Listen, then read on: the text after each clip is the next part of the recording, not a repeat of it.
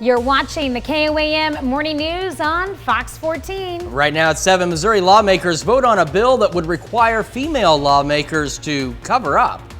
And some Cardinals fans get the chance to meet their favorite players at MSSU. Plus, we're taking a look at some windy conditions and mild conditions across the area. We'll see how the day is shaping up and some changes in the week, what they're going to look like coming up. The 4 states' most watched news starts now. Thanks for joining us for the KOAM Morning News on Fox 14. I'm Tanya Bach. Lawmakers in Missouri vote on a stricter dress code, at least for women. The State House approved a new rule that requires women to cover their shoulders. They can do so with a jacket, a knit blazer, or a cardigan. Cardigan option was only added after one opponent pointed out blazers can be difficult for pregnant women to wear. The rule was actually proposed by a woman, Republican Ann Kelly. She says it makes things more equal since men have long been required to cover their shoulders with a shirt and jacket. Lawmakers and reporters in the U.S. House were required to cover their arms with sleeves until 2017. A suspect now faces murder charges in connection with the disappearance of a 4-year-old Oklahoma girl. The Oklahoma State Bureau of Investigations says Ivan Adams, who was arrested in Arizona, is awaiting extradition to Oklahoma, where he faces a murder charge. He was a caretaker of the child who disappeared earlier this week. Another caretaker, Alyssa Adams, was also arrested on Thursday and is charged with child neglect. The missing child is 4-year-old Athena Brownfield. There's no word on whether a body has been found. Athena's 5-year-old sister had also been in the care of the Adams. She is now in protective custody. The Art Forms Gallery in Pittsburgh, Kansas hosted a tote bag workshop with a local artist on Sunday. Participants used vintage materials to create their tote bag designs with the following options. If participants had a portable sewing machine that they wanted to sew it with themselves, they could bring their machine along with sewing scissors and pens, or participants could have an artist sew it together for them. I guess the real significance is there's an awful lot of vintage textiles out there, and it's kind of nice to upscale or recycle those things into something that is more useful and basically give it new life, as one of my students told me, and they're correct. The workshop was open to anyone ages 10 and older. The Miners Hall Museum in Franklin, Kansas hosted its first quarterly exhibit of money and metals doing business in the mining era. Museum officials say the exhibit explores the means of commerce such as coins, currency, and substitutes that made doing business possible during the mining era of 1860 to 1980. Participants were able to learn about the changes in the composition of coins, the common alternatives to legal tender, and the transition from the use of coins to the adoption of currency and related financial instruments. Well, I'm very appreciative of the opportunity to be here today. We have an exhibit that will run for 3 months showing coins of the era that we're talking about, the mining era, and 3 opportunities here to present seminars and programs talking about coins and currency and collectibles. 3 more special programs are planned at the Miners Hall Museum for the next few months. Some Cardinals fans got the chance to meet their favorite baseball players at the Cardinals Caravan at Missouri Southern State University. KOAM's Yana Dula has more from the event. Let's hear it for the Cardinals.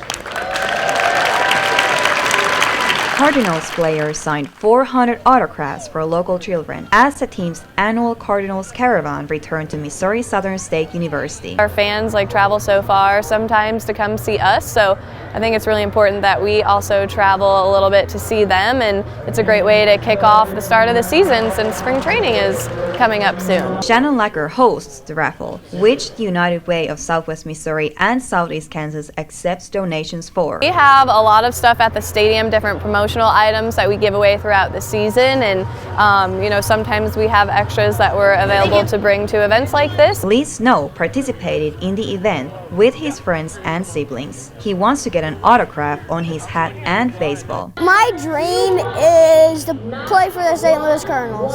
Cardinals players say it is nice to be on the other side of the fence to inspire the children who are interested in the game. Seeing how passionate the fans are, and I mean just the fan base in general, it's amazing. There's no players playing, there's nothing to watch. But number two are the fans. And St. Louis has such a loyal fan base, such tradition, such history. Memories are formed, family bonds, rivalries even. And it's that enthusiasm and that passion that fuels the machine that kind of puts its best effort to put the best product on the field. The players don't get to interact with their fans as much at the stadium. This is a lot more up close and personal, and I think they think it's a lot of fun to see how invested too the fans are, and especially, you know, the kids, how much they actually know about Cardinals baseball. I think that always surprises them. In Joplin, Janna Haudala, KOAM News. After its Joplin stop, the caravan heads to Rolla. We've got some wind advisories out there as it's been gusty since yesterday. They run until noon for the counties in brown, as you can see, and that is because we'll still continue to see gusts 40 to 45 miles an hour. And even if you're not under a wind advisory, it could still be gusty today, so be aware of that. We're at 60 in Joplin right now. We got some pretty cloudy skies out there. South breeze at 16, gusting to 26, so it's kind of calmed down a little bit for right now. But that strong southerly breeze ushering in warmer temperatures for most of us. But you can see it's a little cooler in Yates Center at 54. 59 Parsons, 61 Miami, 60 Neosho, Carthage, Lamar, and 59 in Nevada as we start the day. For today, we're heading for a high of 62, so we're not going to do a ton of warming out there. And we'll be cloudy for the first half of the day.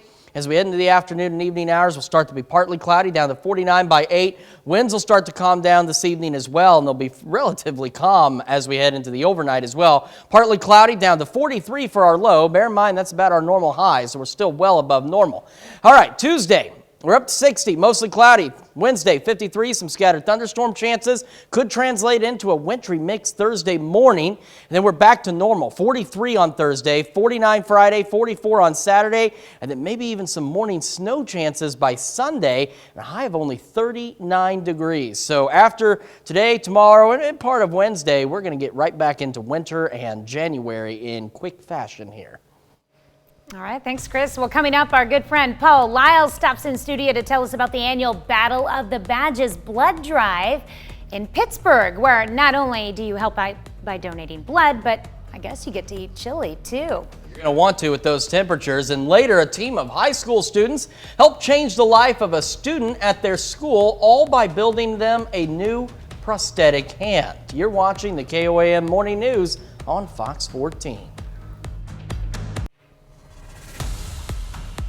In Health Watch this morning, the Biden administration again renewed the COVID-19 public health emergency last week, a provision that allows federal health officials to respond to the pandemic as cases are again on the rise.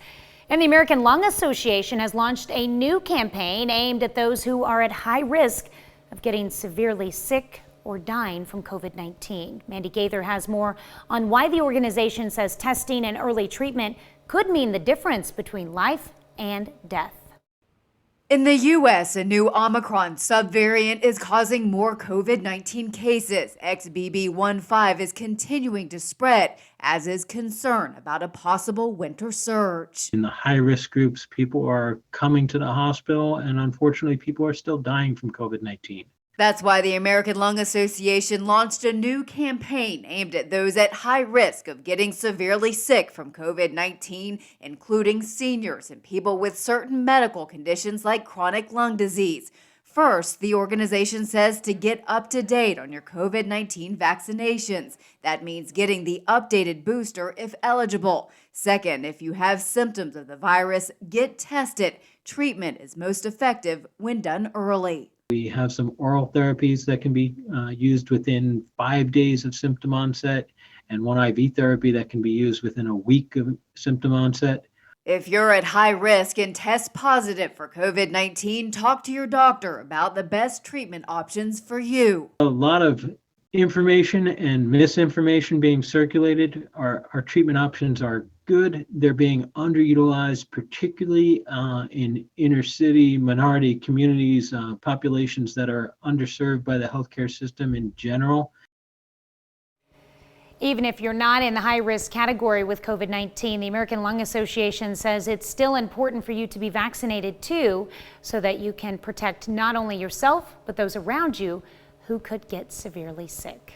As we take a look at the MoDOT camera at I-44 and Rangeline, we're looking good, but we've otherwise got cloudy skies. Same view from 7th and Rangeline. As the daylight starts to come out, you can see it is cloudy. Skywatch Storm Tracker is clear. What showers we did have, which by the way, most of that didn't even reach the ground, are out of here. We're just left with some of this lingering cloud cover and wind advisories that run until noon today for the counties in brown, but everybody going to be a little gusty. Winds pushing 40, 45 miles an hour. 60 in Joplin right now, south breeze at 16, gusting to 26, and that strong south breeze has ushered in warm temperatures across the area. 55 Iola, 61 Pittsburgh, 60 Neosho, and 61 in Miami. For today, we're heading for a high of 62, so as you can tell by our temperatures now, we don't really change a lot as we go through the day.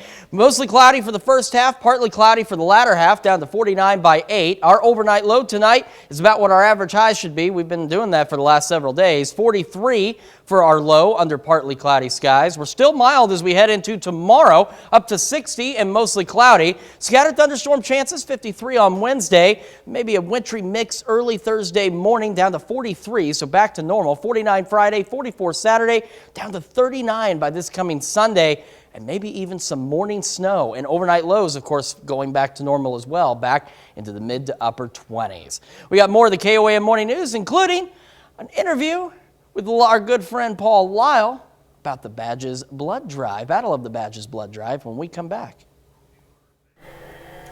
Welcome back. We've got Paul Lyle joining us here this morning to tell us about the upcoming Battle of the Badges Blood Drive event in Pittsburgh. A great way for you to give back to the community. Thank you for joining us this morning, Paul. Oh, it's always a pleasure. You know, you folks here at KOAM and Fox 14 have been so good to us over the years, and every year people say, I saw it on television, that's why I'm here. That's awesome. That's awesome. So why do we call it the Battle of the Badges? Well, it's Battle of the Badges is because we have a chili cook-off going between the Pittsburgh Police Department and the Pittsburgh Fire Department. They'll have chili there that are made by the members of the department, served by the members of the department, and then every blood donor gets to vote for their favorite, and a trophy goes to the winning department. So if you want to participate in that, you got to donate blood, and there's a need for that right now. There's always a need for blood donations. You know, people don't understand. They say, why do you keep coming back and coming back? Why don't you just put it in the refrigerator and leave it there and take it out when you need it? Well, we do. The problem is it can only stay in that refrigerator for 48 days. After that, whole blood deteriorates and it can't be used for human consumption. It has to be used in research or to go to an animal laboratory. Are there any, if you've never donated blood before, are there anything you should be aware about, restrictions or? Well, there are some restrictions. We have height and weight requirements. You know, you have to be 5 feet tall and you have to weigh over 100 pounds or 110 for men. And of course, there are certain medications that might defer you from giving blood. And the most important thing is your iron count or your hemoglobin count. And if that's below the number that we set, you're unable to give. So that's why we ask people for a day or two before you give blood, make sure that you eat iron-rich foods, you know, have some red meat. And one of the problems that we've had recently with a lot of deferrals is people's dietary habits have changed because of inflation. People are eating less red meat, fewer eggs, they can't afford it. Now, that's not to mean that they're unhealthy. They're still healthy, but it can have an effect on your iron count. I didn't really think about that. That makes a big difference. Yeah, it does. Have you guys set a goal on how many pints of blood that you'll get that day? We always have a goal set for every blood drive, and the goal for this blood drive is 75, but we'll exceed that. Last year we did over 100. All right.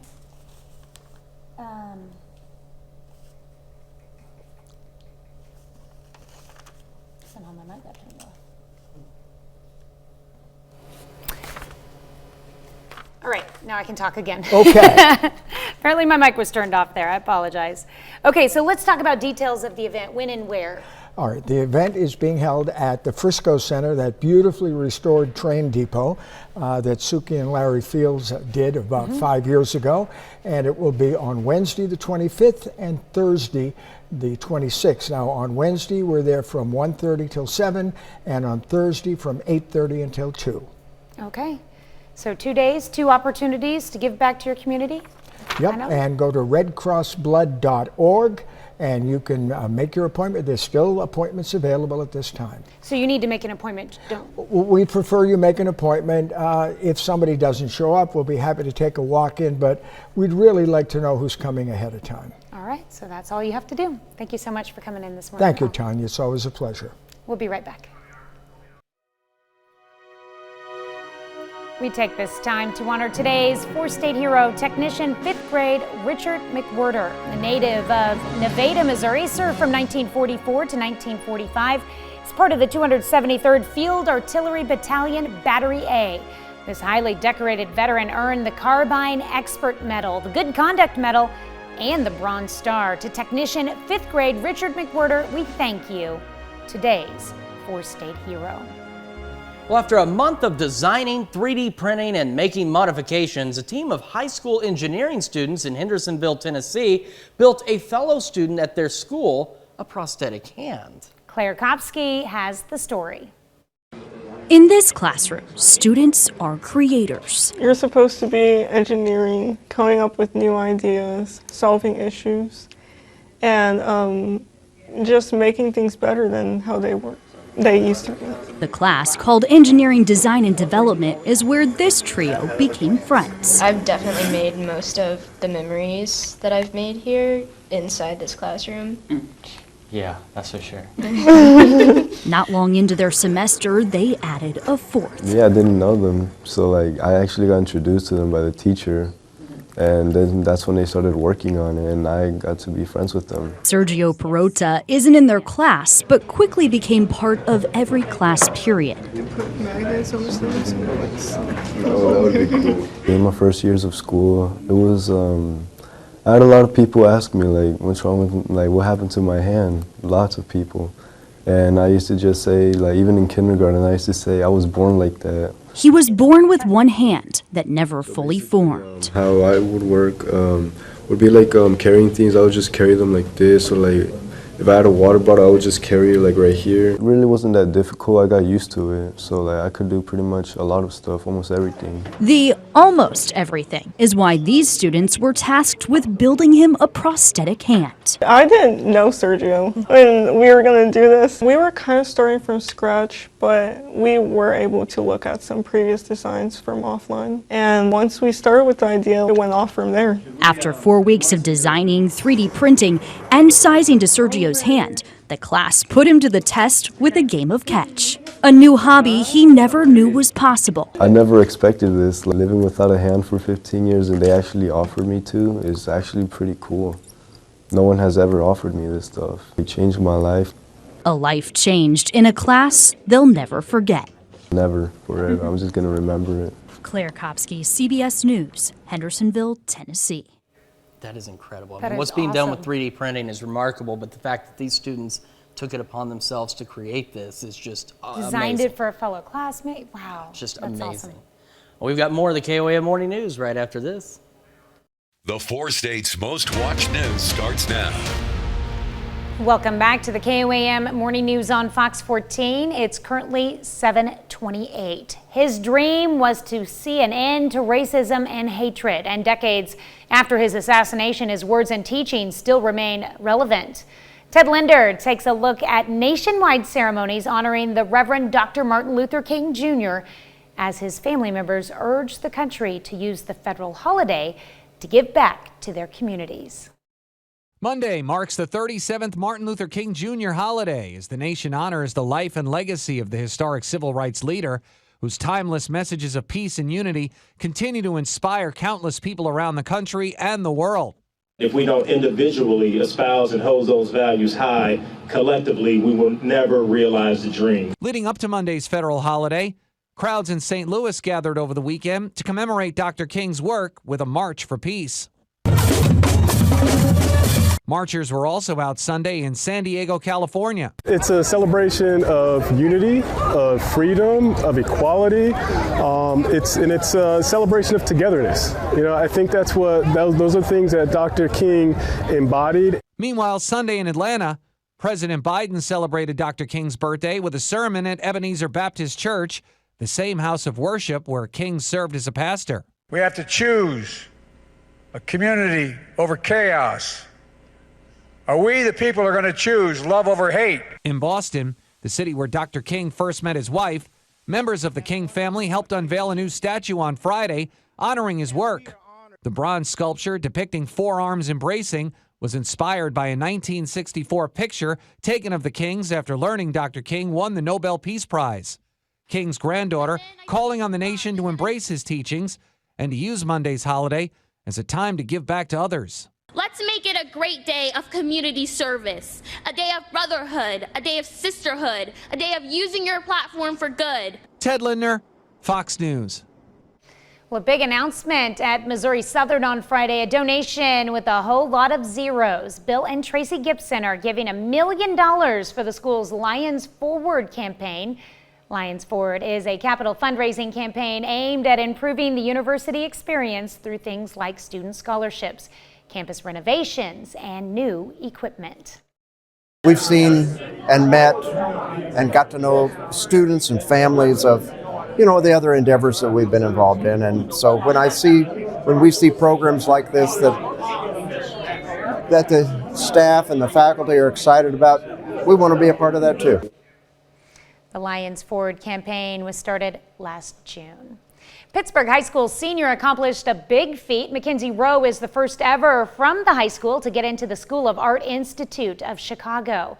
Now Mackenzie is on her way to fulfilling a dream, and she shares some of her inspiration from her artwork. Conveyed a sterile environment, like thinking of things like a mental hospital and how degrading it can be to be in one of those environments, because a lot of people have spoken on their experiences in mental hospitals and said that they just kind of stop treating you like human. Scholarship awarded to Mackenzie is worth $76,000. Mackenzie is not the only very talented artist at Pittsburgh High. 3 students at the school swept the top 3 places in the high school division of the Kansas Youth Art Month flag competition. First place goes to Emma McCormick. Hannah Sanford takes second place. Audrey Hertrick gets third. And the theme for the flag competition was Your Art, Your Voice. The objective is for students to design a colorful flag that incorporates the theme and also represents the state of Kansas. Well, the Art Forms Gallery in Pittsburgh, Kansas hosted a tote bag workshop with a local artist on Sunday. Participants used vintage materials to create their tote bag designs with the following options. If participants had a portable sewing machine that they wanted to sew it themselves with, they could bring their machine along with them, along with sewing scissors and pins, or participants could have an artist sew it together for them. Well, what inspired me was the fact that I had a whole bunch of doilies and things and everybody's got those in their closets that my relatives had made, and they were not perfect. They had stains or rips or things like that. And rather than toss them out, I just couldn't do that. So I found a new purpose for them with these totes. Workshop was open to anyone ages 10 and older. Missouri Department of Conservation is making a few regulation changes for the next deer season. The MDC says Missouri's surveillance and management plan was revised in 2022 to adapt to the changing status of chronic wasting disease observed. Now, regulation changes for the 23-24 deer season include a new firearms early antlerless portion, a new firearms CWD portion, and changes to firearms antlerless permit numbers in most counties. For a full breakdown of the regulation changes in counties affected, you can find it online at KOAMnewsnow.com. Well, this morning we're discussing social media and misinformation. Police and prosecutors are being required to stay quiet outside the courtroom about the University of Idaho murder case. But on the internet, there is no such prohibition, and most of this information is coming from TikTok, Facebook, other places. It's purely speculation and hypothesizing. How prevalent is internet sleuthing? Well, consider this. The Facebook group University of Idaho Murders Case Discussion has more than 250,000 followers. That's just one of many groups discussing and hypothesizing about the case online. And that does bring us to our question for you this morning. Do you feel that social media helps fuel misinformation? So far, 92% of you say it does. 8% of you say it does not. We've been talking about this morning, but you know, it's one of those mixed bags. There's reliable sources out there, for example, your local news stations.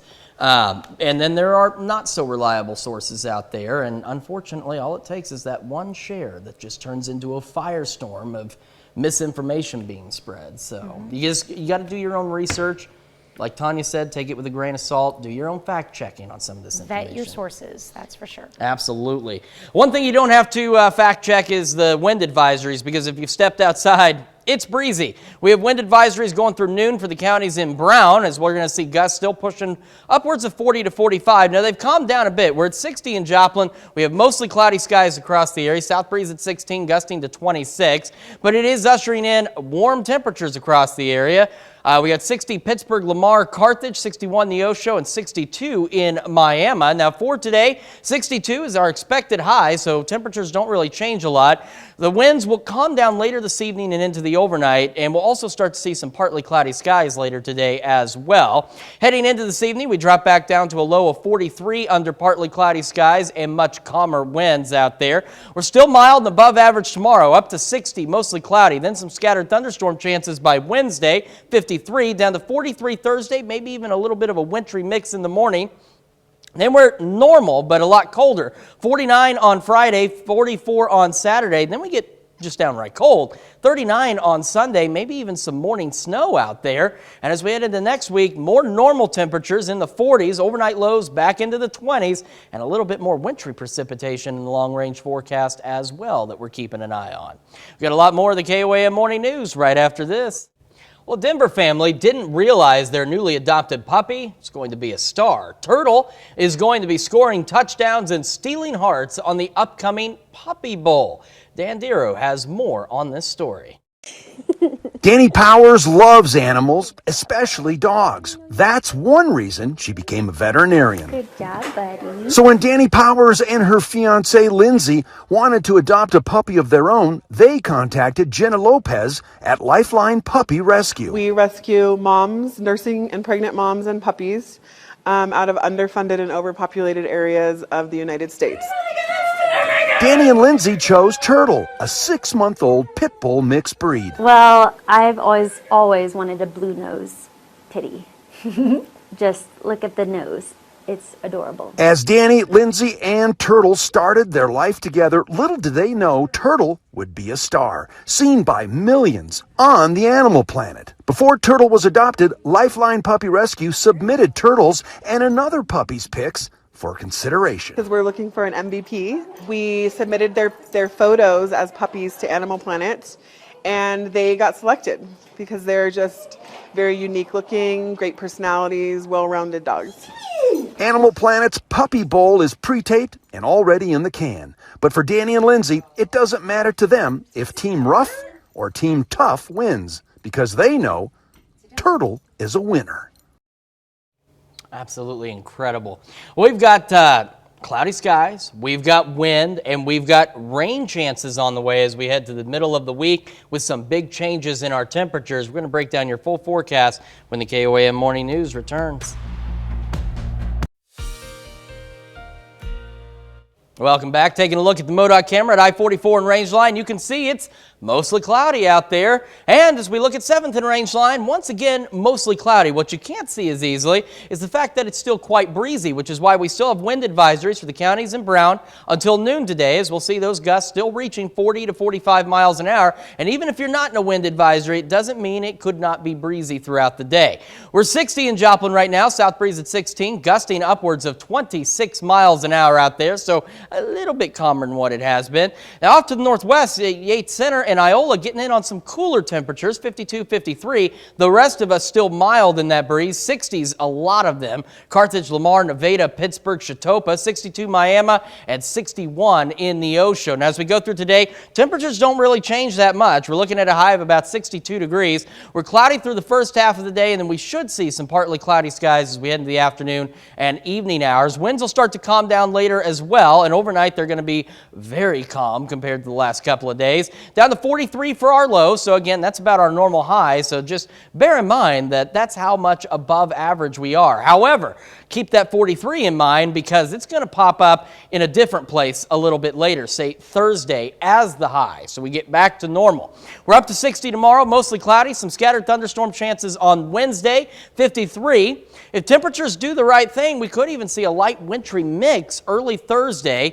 Then we're in the 40s, so back to normal again for Friday and Saturday. And then we look towards Sunday down to 39, maybe some morning snow. And that's not the only wintry precipitation out there. Let's stretch this on out. Monday, cloudy skies, 44. We hang out normal temperatures next week during the day, but overnight, that means our lows are back to normal into the 20s, so we could see a late wintry mix turning into some light snow as we head into Wednesday morning. Now, again, this is several days away, and you know how winter weather is. All it takes is a mild difference in the forecast track, and it throws everything out of whack. But as you can see, after today, tomorrow, and Wednesday, we get back to normal. We have a little bit more wintry weather out there, and winter decides to make a comeback this week. That's it for your forecast. Now here's Tanya Bach with Consumer Watch. Well, the latest government data shows prices at the grocery store are up nearly 12% in the past year. Cheaper store brand items can save shoppers money, but how do they taste? Michael George took a blind taste test to see if he could tell the difference. During a trip through the grocery store, you'll find plenty of options, with well-known national brands on the shelf right next to the store's version. But a survey from Consumer Reports found 43% of shoppers never choose cheaper store brands or only buy them occasionally, even though prices can be up to 72% lower. People should give store brands a try. You can save a lot of money. Amy Keating is a registered dietitian at Consumer Reports, which conducted a panel of taste tests and found in many cases store brands are just as good as the nation's top sellers. Okay, let's give it a try. We put that claim to the test, sampling 3 peanut butters, 1 a well-known brand and 2 store versions. Honestly, taste and texture, these are all pretty similar. I really can't tell the difference. If I had to guess, I would say the first one is the name brand, and the other 2 are the store brands. Okay, all right. Was I right? Well, no, you were not right. And it was the same with ketchup. Oh, this is tough. These are identical to me. I really can't tell the difference. Consumer Reports tested 70 store brand products and found 76% tasted just as good as name brands and cost much less. Aldi's Berman's Ketchup and Target's Market Pantry cost just 9 cents a serving, compared to 33 cents for the leading brand. And a serving of Walmart's Great Value Ranch dressing is 32 cents cheaper than the top national brand. We found pretty comparable products, such as in the ketchup, ranch dressing, cereal. Keating says it's worth a try and could make a big difference on your next grocery bill. Michael George, CBS News, Yonkers, New York. I think it depends on the product, whether it has a difference. We'll be right back after the break. Well, a man suspected of driving while intoxicated did not flip out when police pulled him over. See, instead, to try to prove he was sober, he did a backflip. JD Moose has the body cam video. During a traffic stop, you're not supposed to give police any back talk, but what about a back flip? 27-year-old Tanner Watson told a Broadway Heights, Ohio police officer that he'd had 3 or 4 beers. Yeah, man, your driving's pretty bad. Your eyes are super glossy. The officer could smell booze, so he started the usual sobriety tests. Follow my finger with your eyes, walk in a straight line. But instead, Watson took off his cap and suggested a different challenge. Sure thing, man. Do that, you know. That's good, man. I can't do that. His backflip didn't backfire. You're gonna start left foot. But it also didn't get him out of the usual sobriety tests, which Watson got belligerent about doing. What's up? What's up is you're under arrest. Tanner, turn around, place your hands behind your back, okay? Thus, Tanner Watson joins the ranks of others who overperformed during DWI stops, from the Florida man who did a cartwheel but blew the landing, to the Canadian crooner who sang the lyrics to Bohemian Rhapsody flawlessly for 6 minutes. No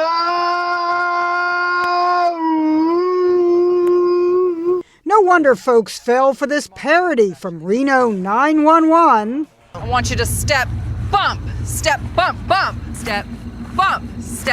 bump. You know what would be good is if you hit kicked and then you kind of... That was comedy. You a dancer? No, I'm just drunk. Though real life is starting to compete, still a backflip is better than flipping the bird and worse than towing the line. Chinimos, CNN, New York. Are you a dancer? No, I'm just drunk. Yeah, I think that'd probably be about the only time I could dance, and since I really don't drink, nobody's ever going to get to see me dance. Yeah, I learned lessons in now my younger singing days. is another story. You don't really want to hear me sing either. I've done it before and it's a bad idea, so I try not to do that. And if I sing too much, the winds outside will get even stronger than what they are, and they're strong enough as is. We've got wind advisories for the counties in Brown through noon, as we could still see gusts through today of 40 to 45 miles an hour. We're at 60 in Joplin, cloudy skies out there. South breeze at 16, gusting to 26 right now. South breeze ushering in warm temperatures, save Iola and Yates Center at 52 and 53. They're backwards, but you got it. 59 Parsons, 60 in Pittsburgh, Chatopa, 62 Miami, 61 Neosho, and 60 Carthage, Lamar, and Nevada as we start our Monday morning. Temperatures will not change much from where we are. We're only looking at a high of about 62. Still about 20 degrees above where we should be for this time of year. Cloudy skies persist through the first half of the day, then we'll switch to some partly cloudy skies as we head into the afternoon and evening, and the winds will start to calm down, and they become very calm heading into tonight as we'll hold on to these partly cloudy skies back down to a low of 43. Now bear in mind, 43 is our typical high temperature for this time of year, and 43 is going to make an appearance again, but not where we would really like it to be. All right, so we get through tomorrow. We have the mostly cloudy skies still mild. Then Wednesday, we have a big system coming in, bringing us some showers, maybe some thunderstorm chances, and on the backside of it, maybe even a brief little bit of a wintry mix. So let's go ahead and look at that 7-day forecast, shall we? Up to 60 tomorrow, mostly cloudy. Scattered thunderstorms Wednesday, 53. Here's that 43 again. It goes from this location to this location as a high on Thursday, 49 Friday, 44 on Saturday, and then we're down to 39 by Sunday, and maybe even some morning snow chances on Sunday. And of course, as our daytime highs return to normal, our overnight lows follow suit, and they drop back into the mid to upper 20s. So much colder weather on the way, but much more seasonable weather on the way. We're back with more right after this. Welcome back to the KOAM Morning News on Fox 14. Here's what's happening today. House Republicans are requesting that the White House turn over all information related to its searches that uncovered classified documents, President Biden's Delaware home, and a former office. House Oversight Committee Chairman James Comer says he also wants to see visitor logs from the president's residence in Wilmington to determine who might have had access to the classified material and how the documents got there. Over the weekend, the White House said 5 additional pages of classified documents were discovered at the president's home last week. In Nepal, dozens are killed when a plane crashed during a short flight to a tourist town. Authorities say the plane smashed into a gorge while the pilot tried to land at a newly opened airport. It was the South Asian nation's worst air disaster in about 3 decades. And Ukrainian President Volodymyr Zelensky condemned Russian people's, quote, cowardly silence following a deadly missile strike on an apartment building in the city of Dnipro. Several dozen people were killed and dozens more wounded, including children. The city's mayor said there was very little hope of finding more people alive.